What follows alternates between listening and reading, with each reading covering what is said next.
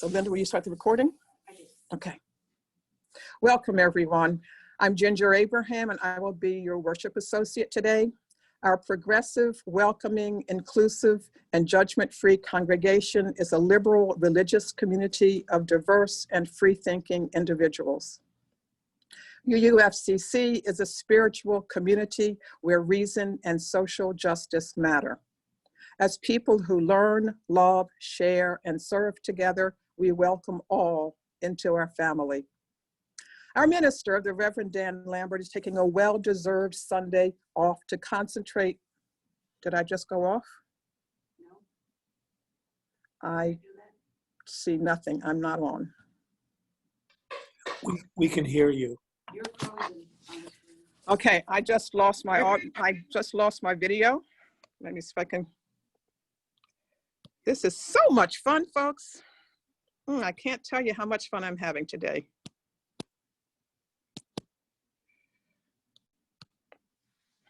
Okay, I'm just going to talk and try to get back in. So Dan's taking this Sunday off to concentrate his time and energy this week on his preparations for his meeting with the Ministerial Fellowship Committee. As he shared last week, he meets with them on Thursday at 4:30, seeking, as he called it, the good housekeeping seal of approval to continue his UU ministry. All prayers, positive energy, good vibes, etc., sent in his direction for this important meeting are welcomed and appreciated. We begin our service each week by singing an invitation to gather together, even as we are scattered in many places. Let's sing Enter, Rejoice, and Zoom In.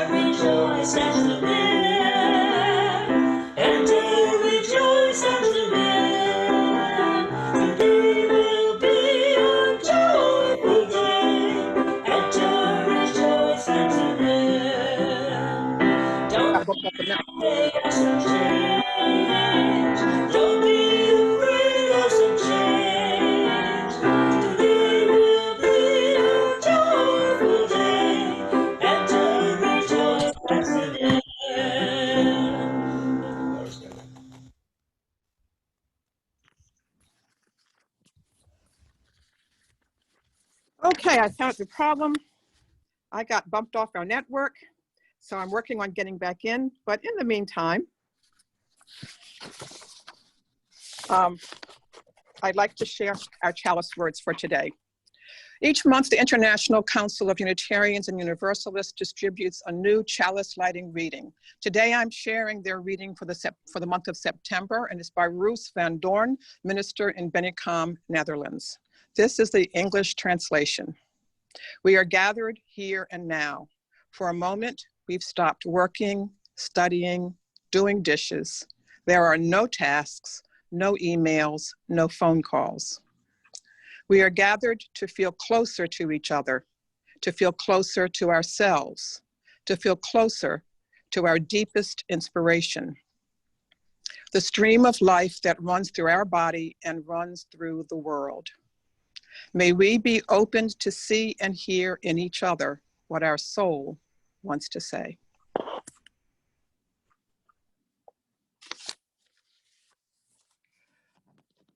So you all can't see me, but I am lighting our chalice.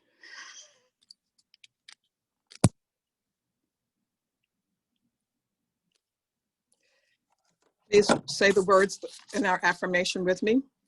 Love is the spirit of this fellowship and service is its law. This is our aspiration, to dwell together in peace, to seek truth in love, and to help one another.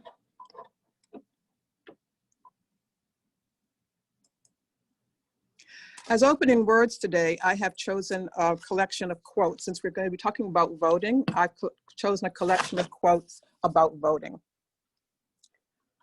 The first one, our political leaders will know our priorities only if we tell them again and again, and if those priorities begin to show up in the polls. Peggy Noonan. Talk is cheap, voting is free. Take it to the polls. Nanette L. Avery.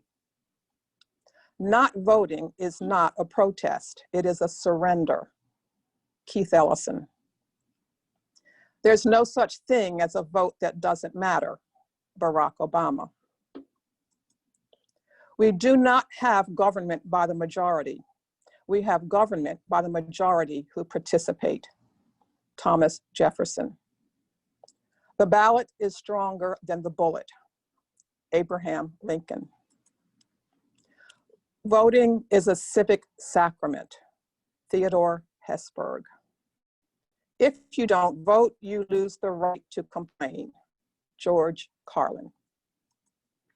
My final quote is not about voting. It is a quote from Alondria Williams, who completed their term as UUA co-moderator at General Assembly in June.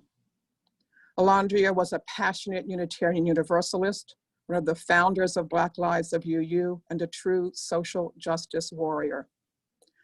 They died this week at the age of 41.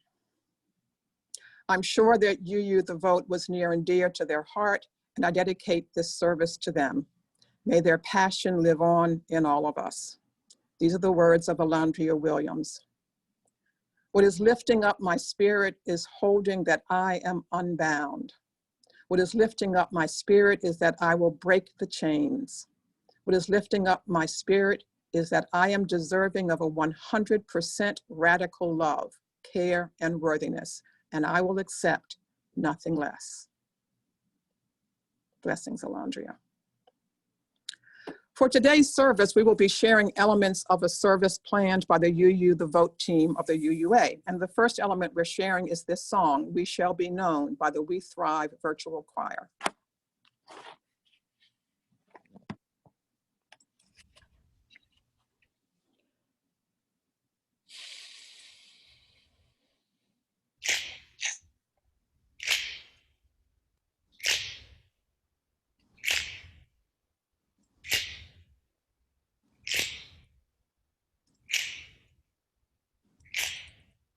We shall be known by the company we keep, by the ones who circle around to tend these vibes. We shall be known by the ones who sow and reap the seeds of change alive from deep within the earth. It is time now.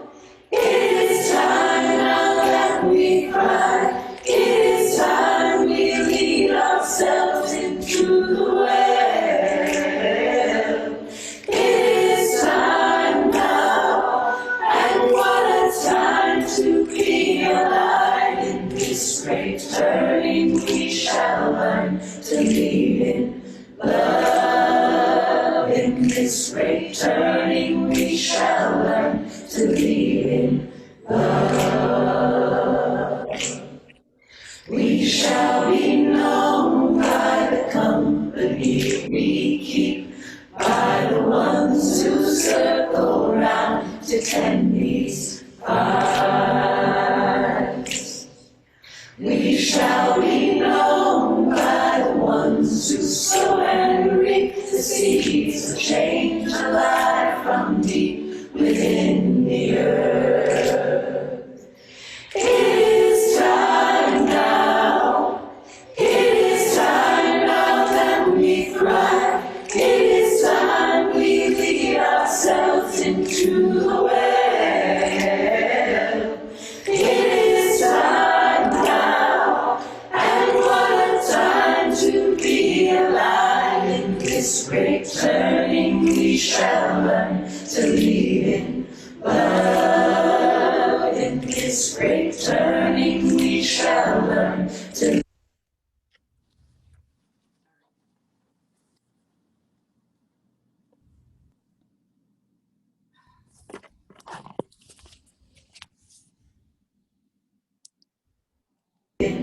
love. In this great turning we shall learn to lead in love. In this great turning we shall learn to live in love. In this great turning we shall learn to live in love.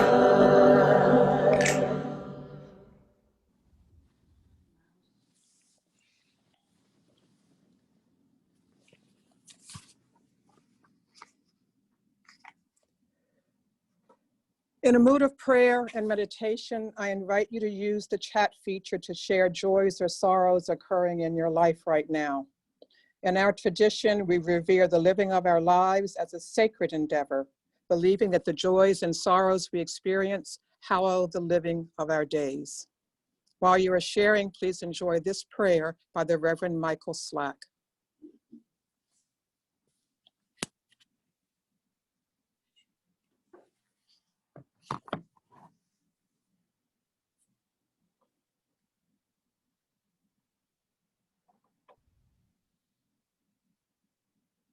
May I be light in you.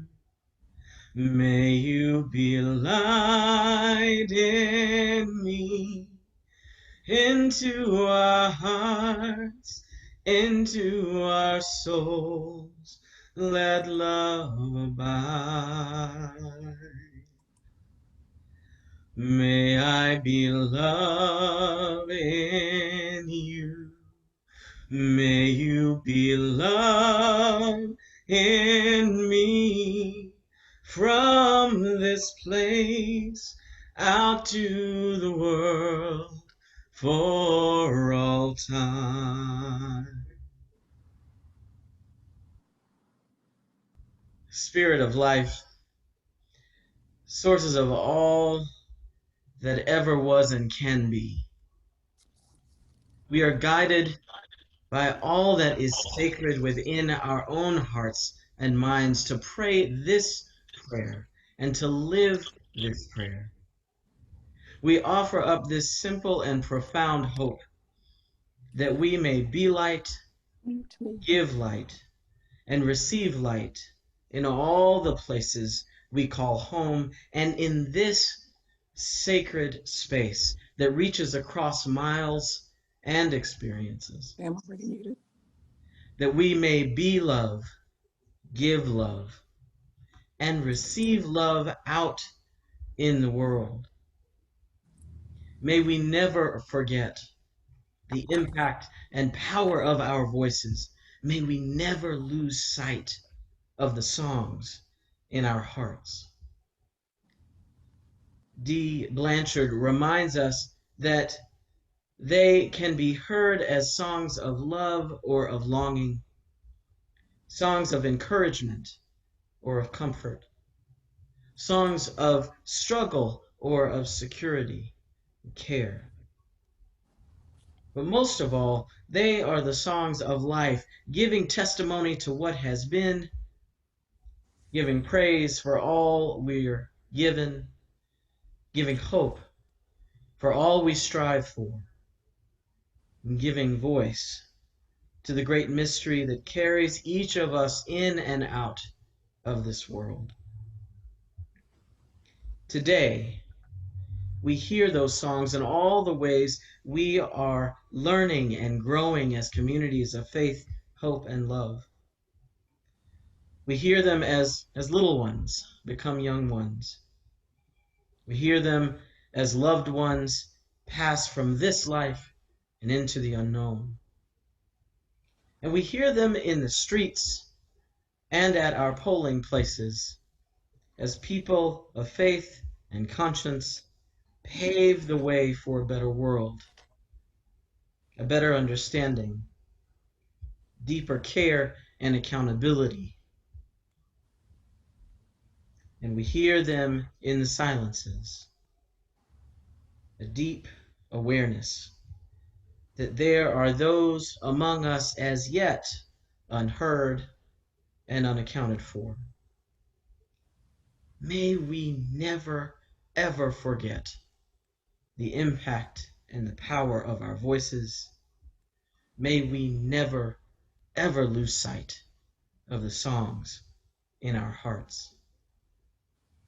May grace and mercy follow us wherever we may go, whatever we feel called to and toward in the days and weeks ahead.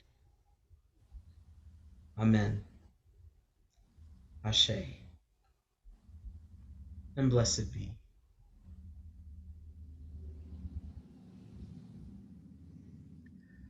Let's take a moment of silence to acknowledge the joys and sorrows, both shared and unshared, that we carry in our hearts this morning.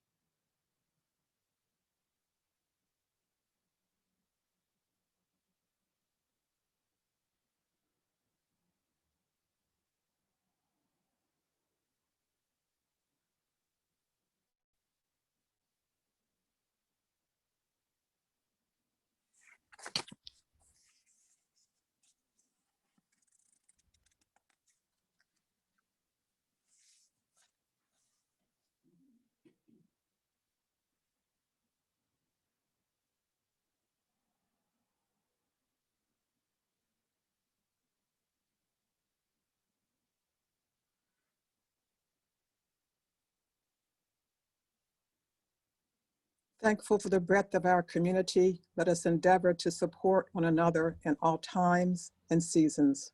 May this congregation ever be a harbor for the heart and a sanctuary for the soul. Amen.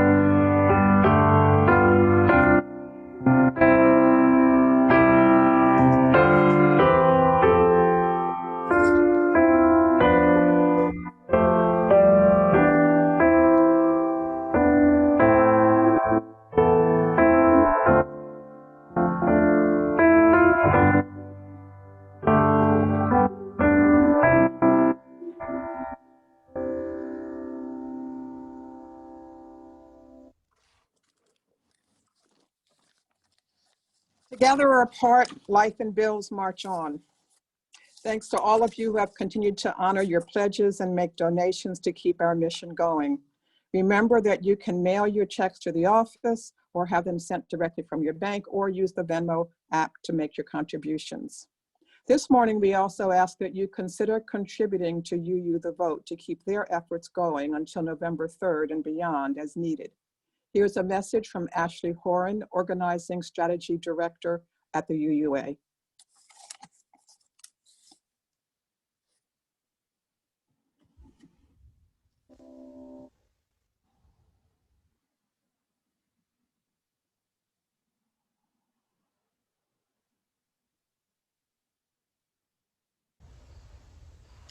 In all of the major religious traditions, people have marked time in seasons.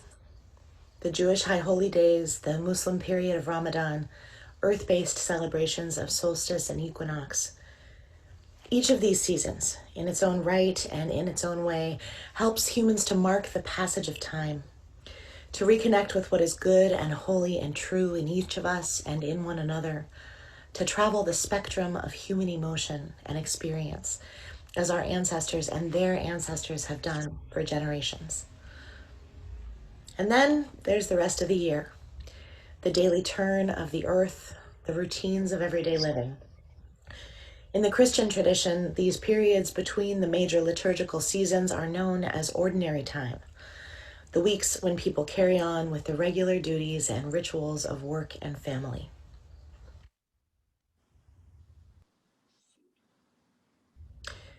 The wise ones knew that there is a deep importance to this rhythm, that we need both the routine and the normalcy of ordinary time and the temporary suspension of routine and normalcy that the liturgical seasons bring. But what happens when that cycle is upended? When ordinary time is disrupted, maybe permanently? When every day is a constant barrage of hurricanes and wildflowers, of police killings and uprisings, of viruses and climate catastrophe, of repression and resistance? These are no ordinary times, beloveds. But our yearning persists. Perhaps not for ordinary time, with all the ways the status quo is brutal to so many among us, but for extraordinary time. A time when hope is plentiful, when justice is pervasive, when community is resilient, and when love governs us all. Our Unitarian Universalist faith compels us to be builders of extraordinary time, even in the midst of profoundly abnormal ones. Our faith compels us to claim our agency and take action, even as our broken systems strain to keep us passive. To affirm the inherent worth and dignity of every single one of our human siblings by refusing to accept brutality and repression. To lean in to our radical interdependence by working together, organizing our communities to be powerful and prophetic in the face of all the forces that would dehumanize and kill us. Right now, UU the Vote is working ceaselessly to build this kind of extraordinary time. Across the country, hundreds of our congregations are mobilizing volunteers in deep partnership with local and national partners. UUs have reached out to hundreds of thousands of voters with texts and postcards and calls, on track for 1 million before November. We have had deep conversations about the issues that are central to our deepest values.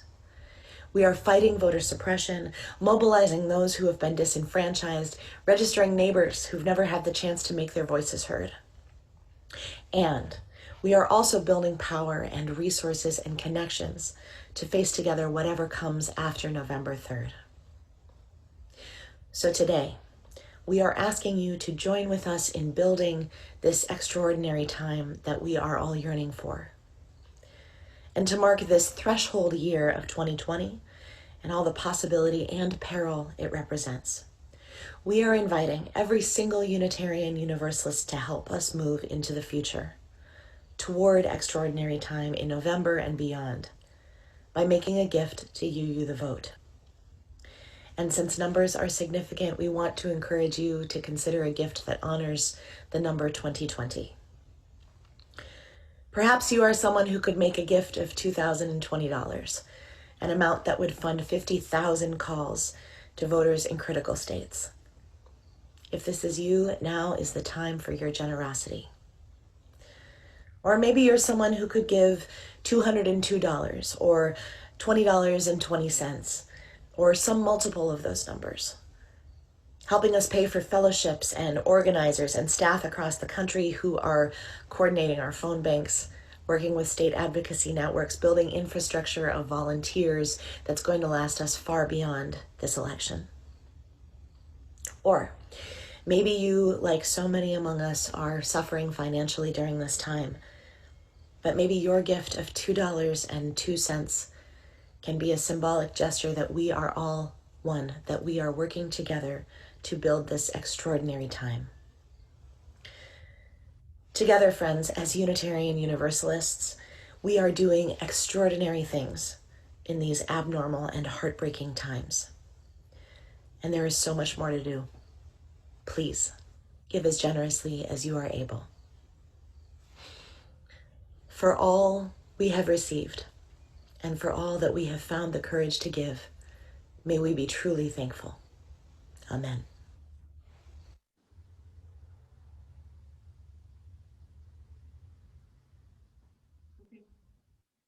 Slideshow.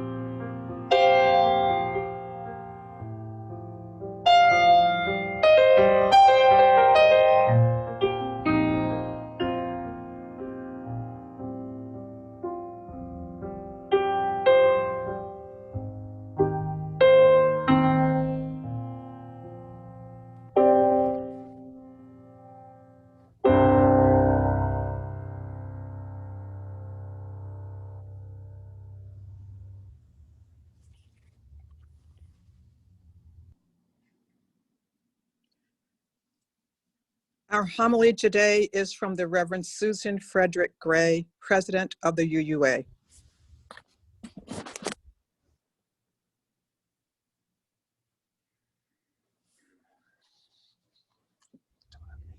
I was 13 years old when I became a Unitarian Universalist. I was raised in this faith, but I was 13 when I claimed it as my own. It was a Sunday afternoon, and I was waiting for my parents to finish their committee meetings after service. All the other kids had left, and I was bored. I wandered into the visitor's corner, and a little red wallet card caught my eye.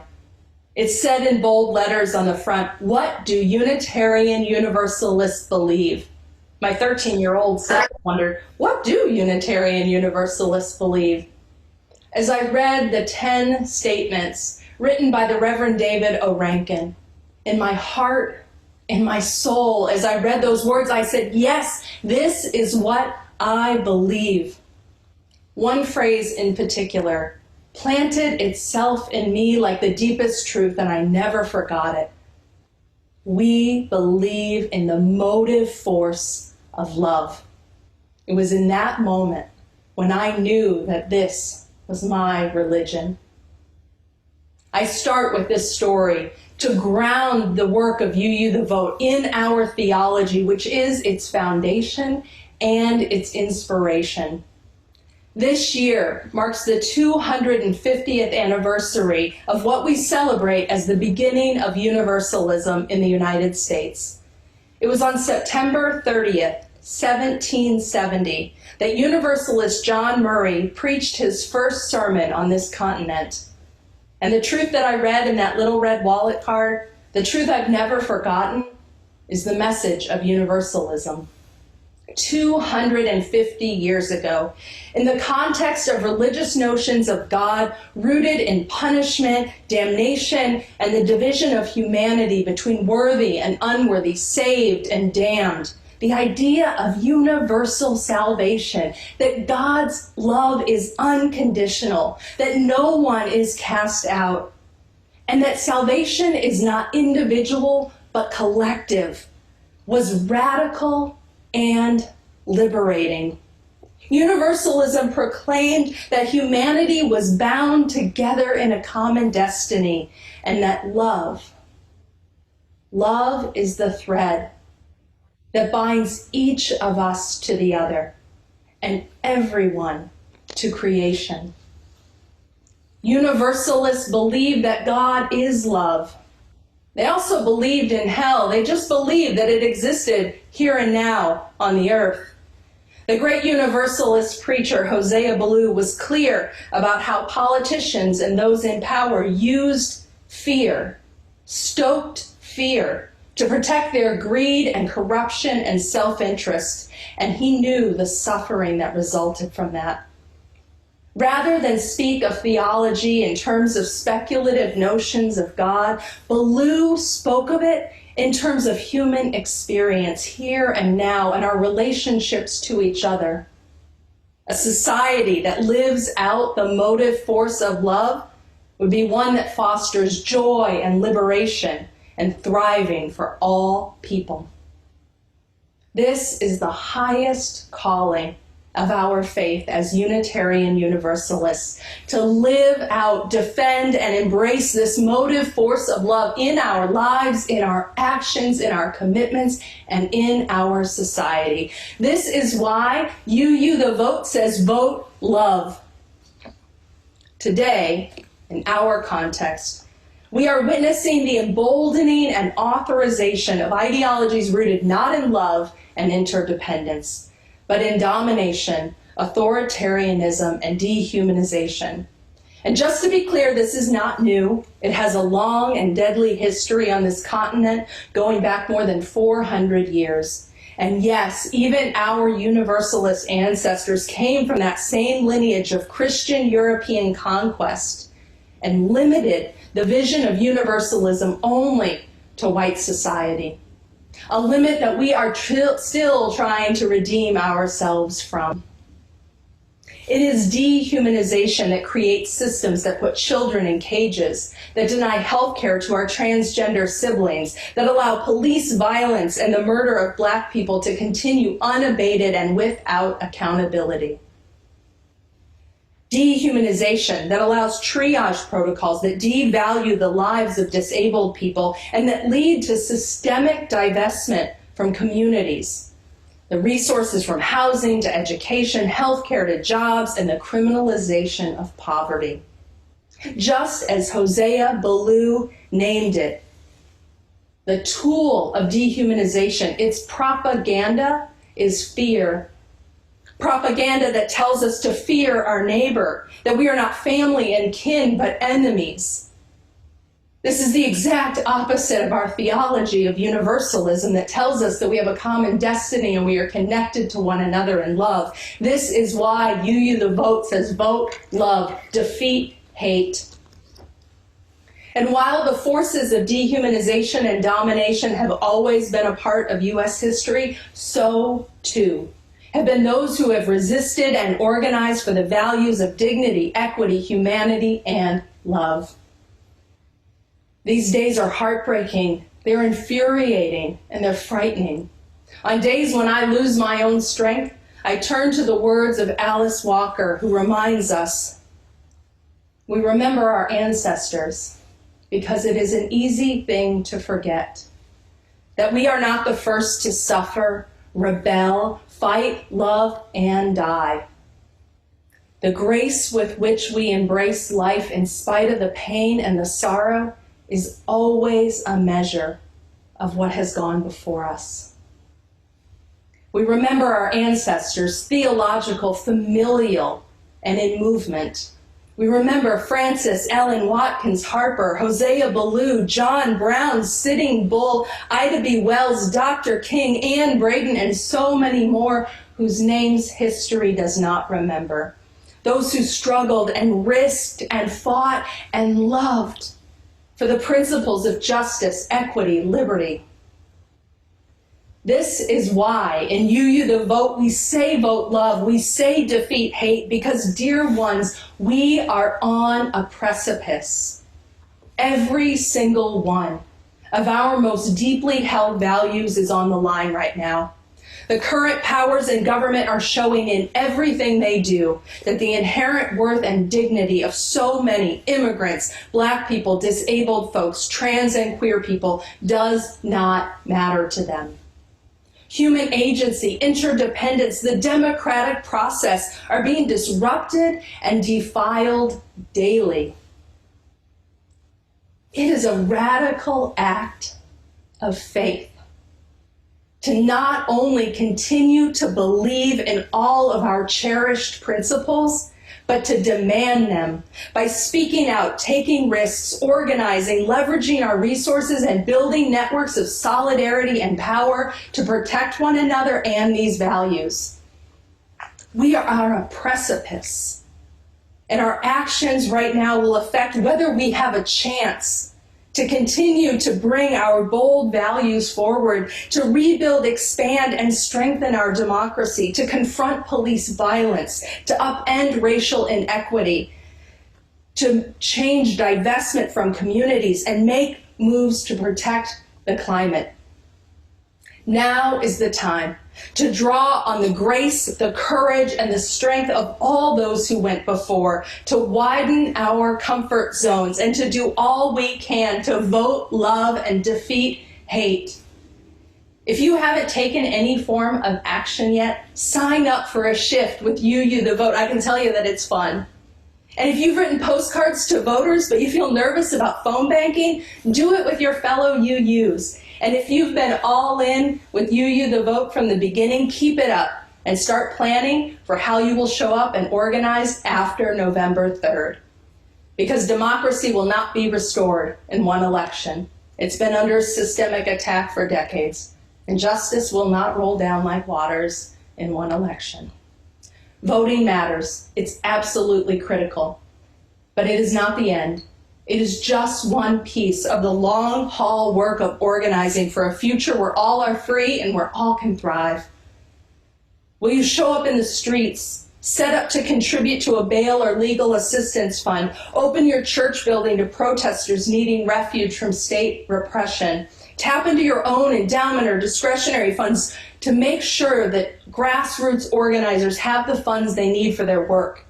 There is so much to do, and our faith calls us to love more radically, to give more generously, to believe more fervently that another world is possible, and be willing to be all in for that future. As you've heard me say many times before, this is no time for a casual faith, no time for a casual commitment to what you hold most dear. And this is no time to go it alone.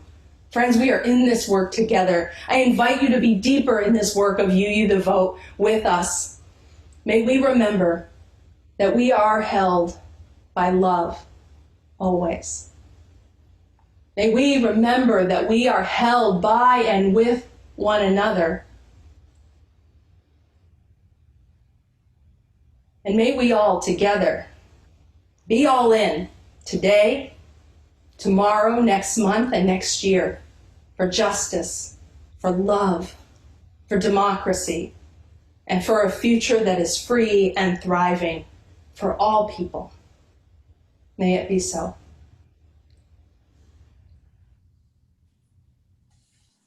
Our closing words today are from Nicole Presley, National Organizer of UU the Vote. I was 13 years old when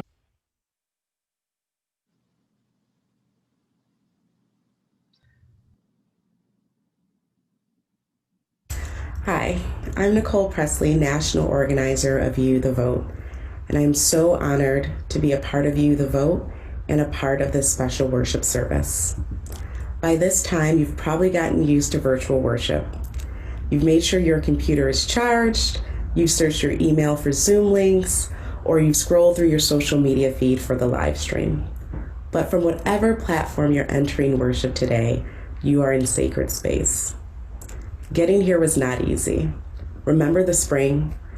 Remember, many of us had to learn new skills and to stretch ourselves and maybe our internet speed to continue to gather with our beloved faith community. We learned Zoom, we downloaded apps, and we reached out for help to be with one another. Transformation is always a stretch, and we need to bring that same energy to this year's election. In the past few months, I have witnessed amazing things from all of you. We created a goal to reach out to 1 million voters, and we are almost there. We stretched ourselves. We stretched ourselves to get on another Zoom call, to learn to text voters, phone bank, and send postcards.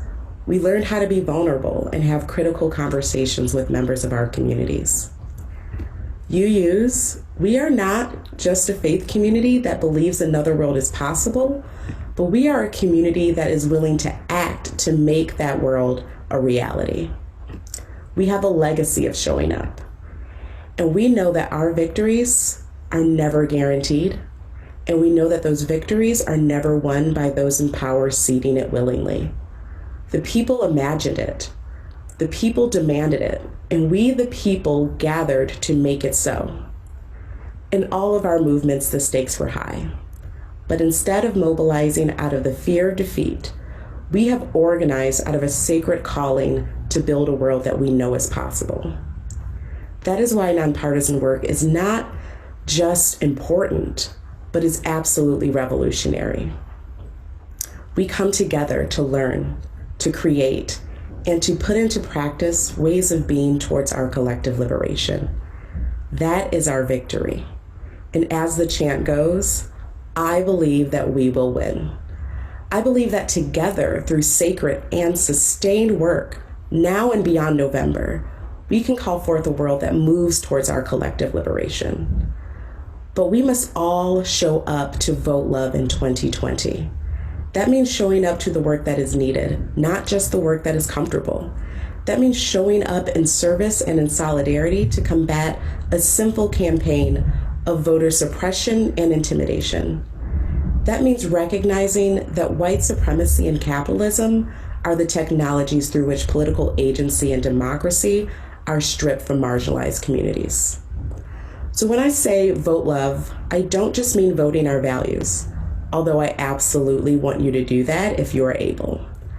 I don't just mean showing up to voter contact work, even though I absolutely want everyone to join into this work. I mean centering the oppressed, working to free them all, to defend Black lives, to fight for climate justice and healthcare for all, for reproductive justice, and for safe and thriving schools and communities. I mean continuing whatever work is necessary to make sure every ballot is counted and that the results and will of the people are respected.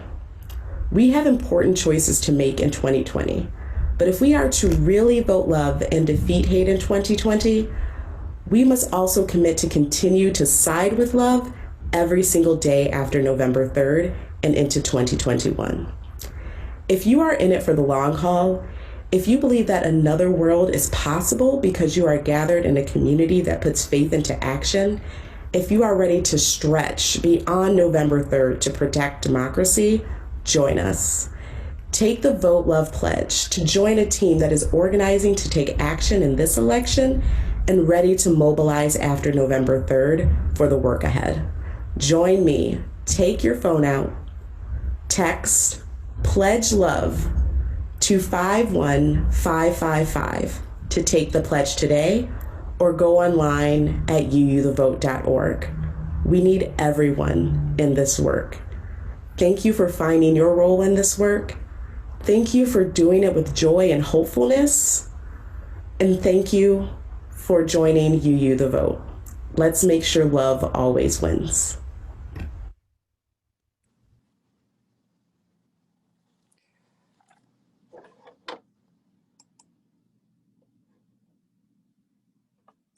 And now we extinguish the chalice, but not the light of hope, the fire of commitment, or the warmth of community. May those ideals shine in our lives and warm our hearts until we are together again.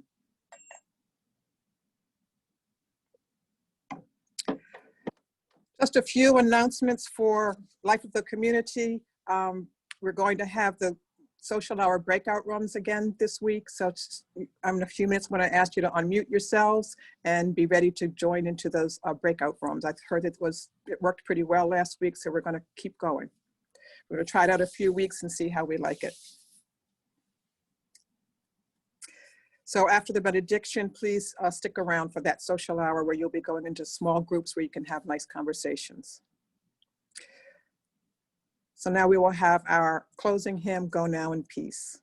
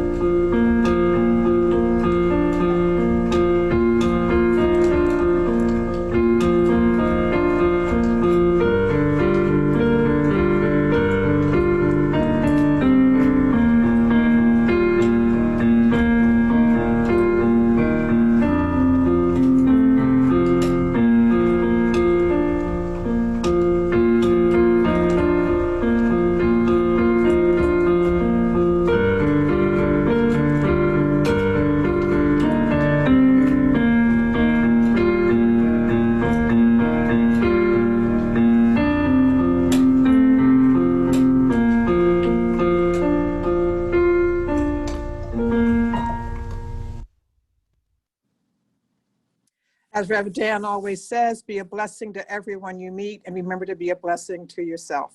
Always please consider sending special blessings to Rev Dan on Thursday as he meets with the MFC. So please, it's time now to unmute yourselves and stick around to get ready for social hour. Wait for instructions for joining the breakout rooms where you can meet in smaller groups or facilitate conversations. Thank you for being in community this morning.